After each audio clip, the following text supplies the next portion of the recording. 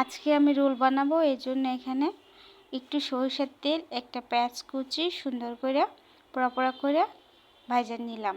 এরপর যা বাঁধাকপি, ফুলকপি আর গাজর আমি কুচাইয়া হাফ সেদ্ধ করে নিছি।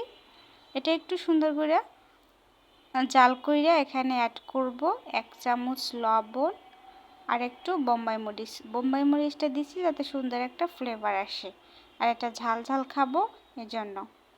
এ পর্যায়ে অ্যাড করব আমি সয়া সস, টমেটো সস।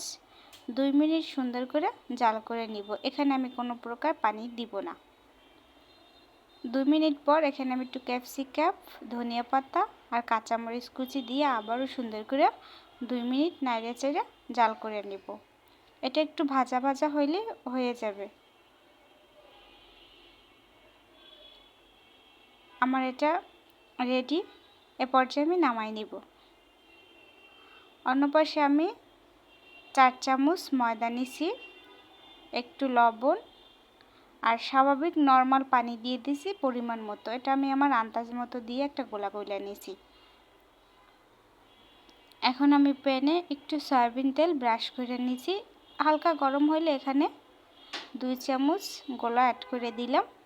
এটা 1 মিনিট পরে হয়ে যাবে। প্রথমটা একটু উঠাইতে কষ্ট হয়, পরে আস্তে আস্তে এটা ঠিক হয়ে যায়। এভাবে আমি 8টা বানাই নিছি। এ পর্যায়ে আমি এটা একটা রোলের শেপ করব। আমি ভিতরে ভেজিটেবলগুলো দিয়ে দিলাম চামচ দিয়ে। এখন সুন্দর করে হাত দিয়ে ভাঁজ করে নিব। এই রোলটা আমি প্রথমবার বানাইতেছি, এই জন্য আমার প্রথমে শেপটা আসতেছে না, পরে আস্তে আস্তে আর কি হয়ে গেছে। এভাবে করে আমি সবগুলো বানাই নিছি। এখন আমি একটা প্যানে সয়াবিন তেল দিয়ে এটা সুন্দর করে মিডিয়াম আঁচে অনেকক্ষণ বইসা ভাইজা নিব। এটা কিন্তু খাইতে গাইস একবারে মুচমুচে হয়েছে, অনেক বেশি মজা ছিল। প্রথমবার বানাইছি কিন্তু মনে হয় না যে প্রথমবার, এটা অনেক বেশি টেস্ট ছিল, একবারে দোকানের থেকেও বেশি ভালো হয়েছে।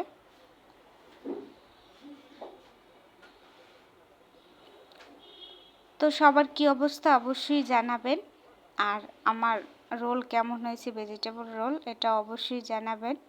আমি আমার মতো করে আর কি চেষ্টা করছি। আলহামদুলিল্লাহ, বাসায় তৈরি সব জিনিসই অনেক বেশি মজা হয় সব সময়, আর এটা স্বাস্থ্যকরও হয় বাইরের দোকানের থেকে। আমার রোলগুলো ভাজা শেষ। এ পর্যায়ে আমি নামাই নিছি।